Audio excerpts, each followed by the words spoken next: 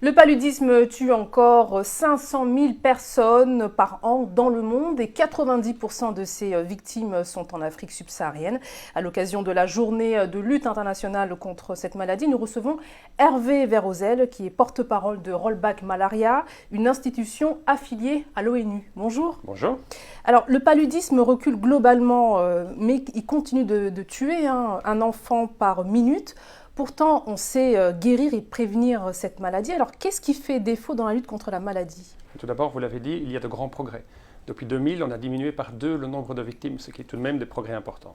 Ce que nous avons besoin pour le futur, c'est un engagement politique fort des pays donateurs, mais aussi en Afrique spécialement des chefs d'État et des ministres eux-mêmes. Ensuite, il faut lutter contre les faux médicaments, il faut lutter contre la corruption et il faut aussi investir en recherche et développement. Les enfants de moins de 5 ans représentent 80% des victimes à peu près du paludisme. Qu'est-ce qui est fait pour lutter contre la surmortalité des enfants? Donc, ce qui est important, c'est l'utilisation du moustiquaire.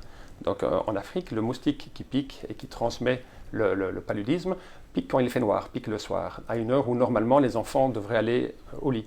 Donc il faut s'assurer que les enfants de moins de 5 ans dorment en dessous de leur moustiquaire. C'est très important. Et c'est toutes les nuits, ce n'est pas qu'une fois ou deux par semaine.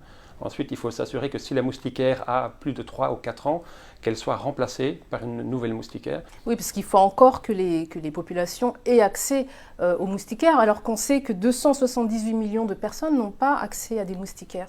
Tout à fait. Donc, il est très important que nous arrivions aux objectifs. Et donc, il y a énormément de travail fait par les agences de l'ONU, mais aussi les organisations non gouvernementales et bien sûr les pays eux-mêmes pour s'assurer que la distribution soit plus efficace. Un vaccin est en cours d'expérimentation. Est-ce qu'on peut y croire? On peut tout à fait y croire, mais on peut y croire comme un complément à ce qui existe aujourd'hui. Le vaccin actuel, et il y a quelques semaines et jours, nous avons reçu les derniers résultats de la phase 3 des tests du vaccin. Les résultats vont de 30 à 50% en fonction de l'âge en fait, des patients et aussi de l'utilisation d'un rappel, donc d'une dose supplémentaire de vaccin. Ce qui veut dire que 30 à 50%, ce n'est pas assez que pour se dire, OK, nous n'avons plus besoin de moustiquaires ou de médicaments. Le vaccin ne sera qu'un complément à tout ce que nous utilisons pour le moment, mais il va définitivement permettre de sauver de nombreuses vies. Il faut de l'argent aussi. Il faut beaucoup d'argent. Nous avons pour l'instant 2,6 milliards d'euros par an investis, j'allais dire dépensés, mais c'est un investissement contre le paludisme et nous avons besoin du double. Donc c'est un investissement parce que vous savez, en Afrique, chaque année, nous perdons 12 milliards de dollars uniquement en perte de productivité. Les gens ne vont pas travailler, ils ne sont pas économiquement rentables, je dirais, et donc 12 milliards de dollars de perte de productivité uniquement en Afrique, et c'est chaque année.